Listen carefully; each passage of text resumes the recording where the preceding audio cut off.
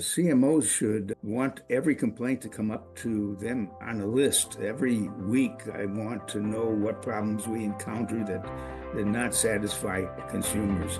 And I want to look at the list and diagnose the sources of complaints. Hello everyone and welcome to the Web3 CMO Stories podcast. My name is Yuri Bilast and I'm your podcast host. And today we have the immense privilege of welcoming one of the most influential figures in marketing history, Professor Philip Kotler. Let's dive into this insightful conversation. Professor Kotler, welcome on my podcast. Aiming for zero complaints is ambitious. Why is it essential for CMOs and entrepreneurs today? Yes, I'll tell you that I have seen many companies mishandle complaints, not having any training of its people on how to handle complaints. So when I discovered a new book written by a friend of mine, Gautam from India, that he had published a book, a very good one, on zero complaints, that's the title, I decided to read it, and I was very impressed with the observations both on the theory of handling complaints and on the solutions that and benefits from good handling of complaints.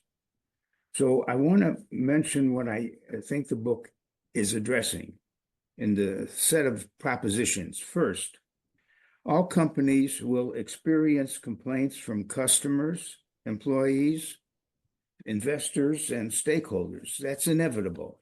Two, most complaints are valid. There are some invalid ones, but most complaints are valid and will hurt the company's image if poorly handled. Three, many complainers don't know how to lodge a complaint, who to contact. A high percentage of our large companies don't even have a phone number for at the corporate level, especially the Fortune 500s. Four, most companies handle complaints awkwardly. Not many manage to resolve the complaint at first contact and with satisfaction.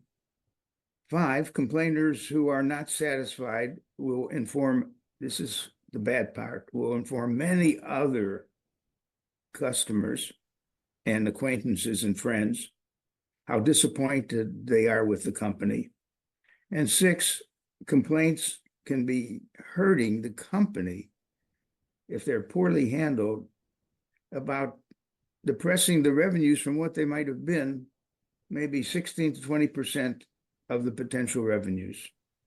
So the argument is, those are the propositions, that the companies should distinguish between the way they're handling complaints today and how they should ideally handle complaints. And there's a big difference there. We even say maybe a company should appoint a chief problem officer because complaints come out of problems. And it's the job of such an officer to make sure that that problems that come up are spotted and solved successfully and so on. So that's just a recommendation of a book that deals with a serious problem where much benefit would come to companies by internalizing in all of their stakeholders this attitude that we will satisfy customers. So it's just another way of saying, let's dedicate ourselves to complete satisfaction of our customers. Thank you. Absolutely good advice for myself too. When I buy a service or a product, I do some research, and then what stands out is all the reviews that have a 1 star, the 5 stars, nobody reads them. And then I look at how does a company react to those complaints? So I think that's a really good advice. Thank you so much, Professor Kotler. Maybe if there is one advice that you would give to our listeners, CMOs, what would it be in terms of complaints? CMOs should want every complaint to come up to them on a list. Every week, I want to know what problems we encounter that not satisfy consumers. And I want to look at the list and diagnose the sources of complaints, whether the sources are some of our people not doing a good job, or we didn't develop our product well enough to move to the customer when desired, and with the anticipated effects that we advertised that product would do for the customer. Absolutely.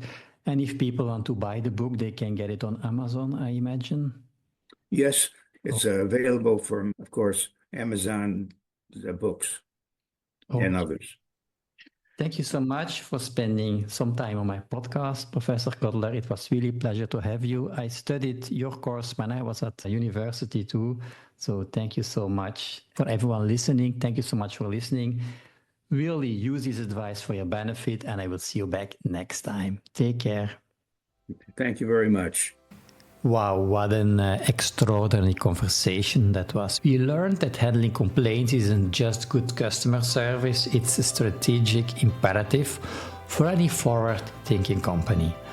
By actively identifying, addressing, and eliminating the root causes of customer dissatisfaction, businesses can significantly boost their brand image and revenue potential. Thank you so much for joining this episode of Web3 CMO Stories. If you enjoyed today's insights, please share this podcast episode with your peers and subscribe for more transformational conversations. If you haven't given me a review yet, this would give me great pleasure, because 5 stars would help me reach an even bigger audience. And I hope to see you back next time. Keep innovating and take great care.